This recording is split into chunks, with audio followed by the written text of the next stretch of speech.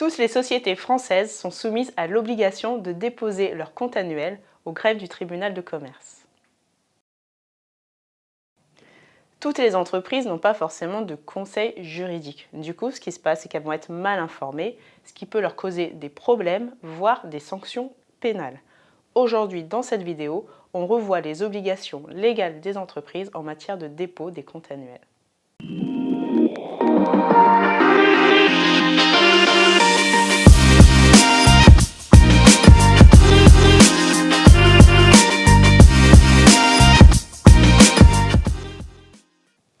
Je suis Solène Coriol, expert comptable, commissaire aux comptes, coach pour entrepreneurs. Je dirige 2 sociétés, Koi Finance qui est une société d'expertise comptable qui met l'accent sur la proximité client et Koi Coaching qui est une société d'accompagnement à la création d'entreprises.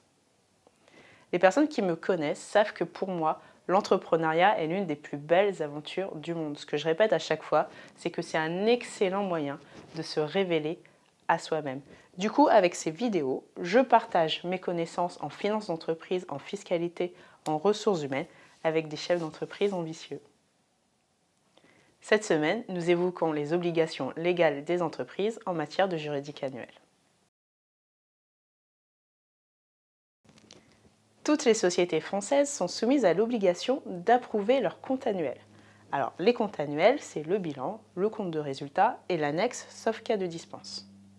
Cette approbation des comptes doit intervenir dans les 6 mois de la clôture de l'exercice. Il y a juste une particularité pour les SAS qui, dans les statuts, peuvent prévoir un délai plus long. C'est cette formalité-là qu'on appelle l'Assemblée générale annuelle ou AGO. C'est au cours de cette assemblée que les sociétés vont décider de ce qu'elles vont faire du résultat de l'exercice. Notamment, elles vont par exemple choisir de se verser des dividendes, enfin les associés vont choisir de se verser des dividendes ou au contraire de laisser les bénéfices dans l'entreprise, dans les réserves. Alors juste un petit point d'attention, là je parle bien des obligations des sociétés, ce qui veut dire que les entreprises individuelles ne sont pas soumises à cette obligation.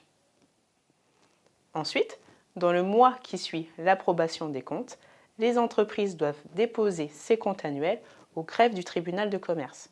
Si elles ne le font pas, elles s'exposent à une amende de 1 500 € et à des sanctions pénales.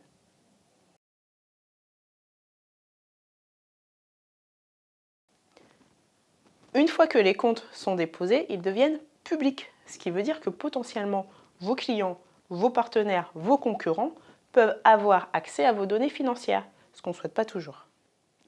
Du coup, on va avoir 2 cas de dispense. Les micro-entreprises peuvent demander la confidentialité de leur compte de résultat. Ça veut dire qu'elles vont demander la confidentialité à la fois du bilan du compte de résultat et le cas échéant de l'annexe. Et ensuite, la deuxième dispense, c'est pour les petites entreprises qui peuvent demander la confidentialité uniquement du compte de résultat. Je vous ai mis en lien dans la description les seuils pour vous situer, pour savoir si vous vous trouvez dans un cas de micro-entreprise ou de petite entreprise. Les décisions prises pendant cette assemblée générale, ou par l'associé unique d'ailleurs, sont ensuite consignées dans un registre qu'on peut acheter à peu près partout, mais qui doit être coté et paraphé par le greffe du tribunal de commerce. Tout ça étant dit, bien que ce ne soit pas une obligation, je vous conseille vivement de vous rapprocher d'un spécialiste, d'un avocat, pour vous aider dans toutes ces obligations légales.